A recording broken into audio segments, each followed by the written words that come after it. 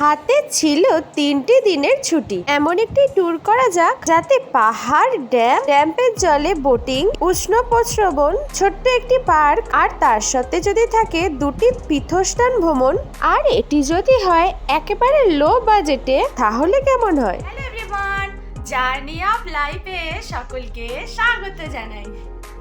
এখন সকাল 7টা এরকম। আমার একদম রান্না বান্না কমপ্লিট হয়ে গেছে। ঠিক করেছিলাম প্রথমে চাঁদিপুর যাব, কিন্তু তারপর ওটা ক্যান্সেল করে দিয়েছি ঝামেলার জন্য। তারপরে ঘরে বসে বসে কি করব, তাই জন্য এখন যাব তারাপীঠ। সেটা টিকিট কাটা হয়ে গেছে। আর কোনো কিছুই সেরকমভাবে, হোটেলটা শুধু বুক হয়েছে, আর কোথায় কি ঘুরবো না ঘুরবো কোনো কিছুই ঠিক নেই। তা রেডি হয়ে বেরোই যাই, তারপর ওখানে গিয়েই না হয় দেখা যাবে কিভাবে কি ঘুরতে পারি বা কিছু। আর এখানে দেখো আমি করেছি ভাত আর চিকেন, মেটটা ঝাল ছাড়া, আমাদের ঝাল দেয়া। তারপরে একেবারে স্নান খাওয়া দাওয়া সেরেই বেরিয়ে পড়লাম। প্রথমে মেট্রো ধরলাম আর তারপর সোজা চলে গেলাম হাওড়া স্টেশনে। হাওড়া থেকে আমরা কবিগুরু এক্সপ্রেস ধরে যাব রামপুরহাট স্টেশন। আমাদের বুক করা ছিল চেয়ার কার, আর এটাতে ভাড়া পড়েছিল অ্যাপ্রক্স 110 করে।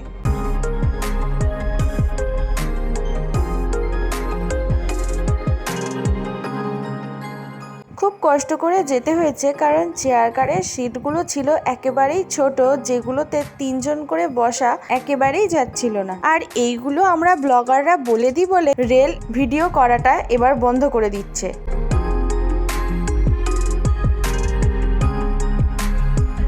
রামপুরহাট স্টেশনে নেমে আমরা প্রথমেই দেখে নেব নলাটেশ্বরী মাকে, আর তাই জন্যই রামপুরহাট থেকে আজিমগঞ্জ ট্রেনে উঠে পড়লাম, যেটির ভাড়া ছিল মাত্র 5 টাকা করে।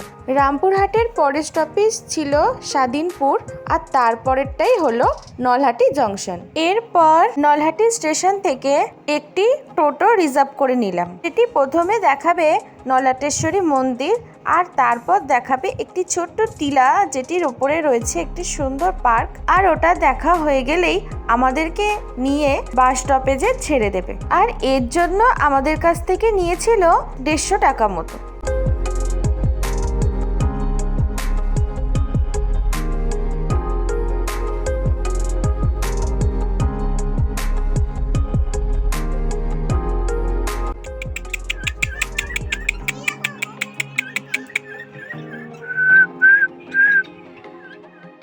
খুবই সুন্দর ছিল এই পার্কটি। এটি আসলে একটি রেস্টুরেন্ট, যেটি রাতে খুবই জমজমাটি হয়, কিন্তু দিনের আলোতেও খুবই ভালো লাগলো আমার।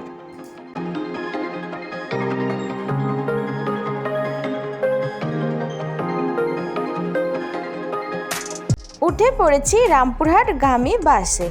এটাতে আমাদের ভাড়া পড়েছে পার হেড 20 টাকা করে।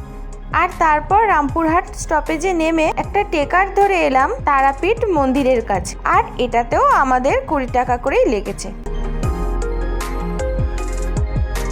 তারাপীঠে এসে আমরা একটা লো বাজেটের হোটেলেই চেকিং করে নিয়েছিলাম। তোমরা নিজেদের ইচ্ছা মতো হোটেল নিতে পারো। এরপর মন্দিরে পুজো দিলাম, যেটি শুরু হচ্ছে 101 টাকা থেকে, আর দক্ষিণা ওরা 201-এর কমে তো নেবেই না। তারপর বেরিয়ে এসে প্রথমেই খেলাম ফালুদা, আর তারপর নিয়েছিলাম একটা স্টল থেকেই চিকেন মোমো।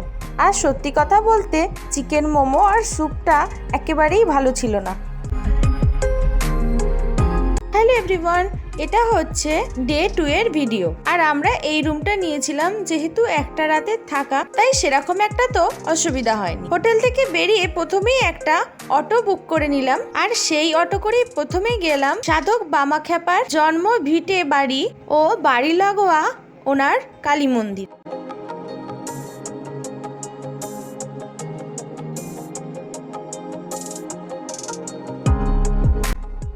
প্রাকৃতিক সৌন্দর্য দেখতে দেখতে আমরা পৌঁছে গেলাম ব্রেকফাস্ট করার জন্য। আর আজকের ব্রেকফাস্টে খেলাম কচুরি।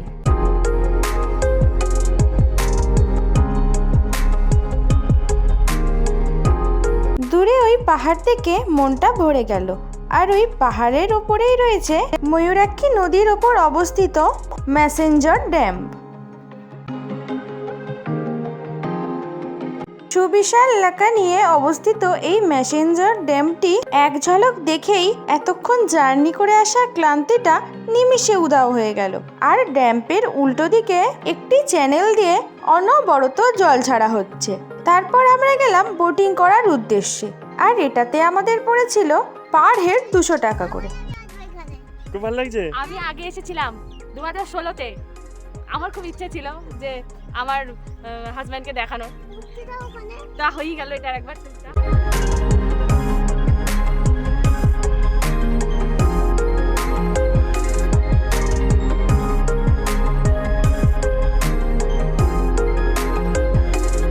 লাইফ জ্যাকেট পরে উঠে পড়লাম বোটে, আর ঘ্যাট ঘ্যাট আওয়াজ করে আমাদের বোটটাও চলতে শুরু করলো। আর আমরাও এক বুক নার্ভাসনেস আর উত্তেজনা নিয়ে বসে রইলাম আরেকটি নতুন সফরের সাক্ষী হতে।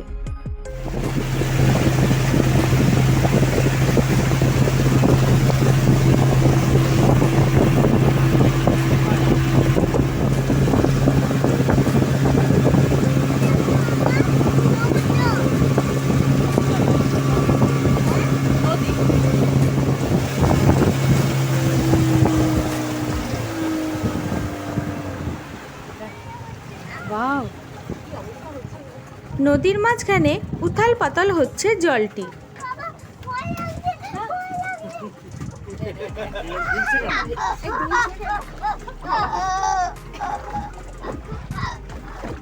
ওই যে ঘোরাচ্ছে না, ঘোরাচ্ছে বলে বসে থাক। ও বাবার কাছে চললো।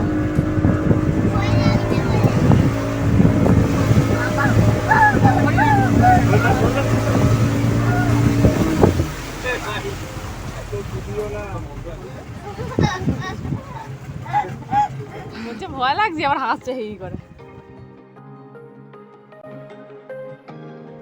কেমন লাগছে বলো? ভালো লাগছে খুব, কিন্তু যখন দুলছিল ভয় লাগছিল একটু। একটু একটু একটু ভয় লাগছে, তাড়াতাড়ি বাড়ি চলে যাবে।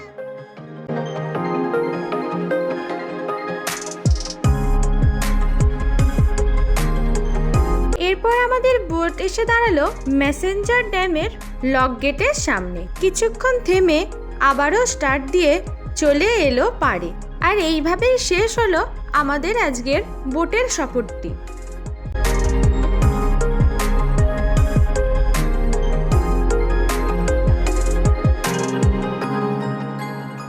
ওই বোটটি থেকে নেমে পাশের থেমে থাকা বোটটিতে উঠে পড়লাম কয়েকটি ফটোশ্যুট করার জন্য।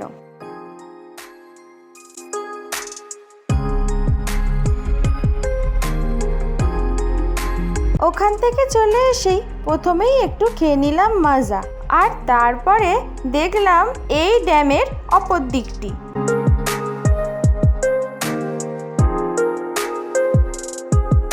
প্রায় 40 ডিগ্রির ওপর গরম সহ্য করে আমরা চলে এলাম বক্রেশ্বরের উষ্ণ প্রস্রবণ দেখার উদ্দেশ্যে। আর এখানের টিকিট লেগেছিল 10 টাকা করে।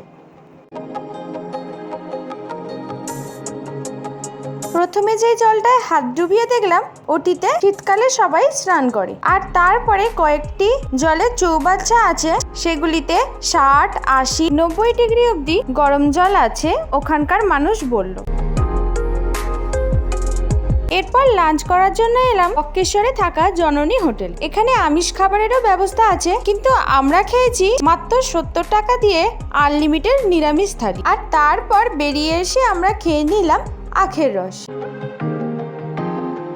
তারাপীঠ থেকে পিক আপ করে মেসেঞ্জার বক্রেশ্বর ঘুরিয়ে শান্তিনিকেতন ছেড়ে দেওয়ার জন্য এই অটো নিয়েছে 2300 টাকা। এখন যাচ্ছি শান্তিনিকেতন। পরের পার্টটা অবশ্যই দেখো। আজকের ভিডিও এখানেই শেষ করছি। সকলকে টাটা।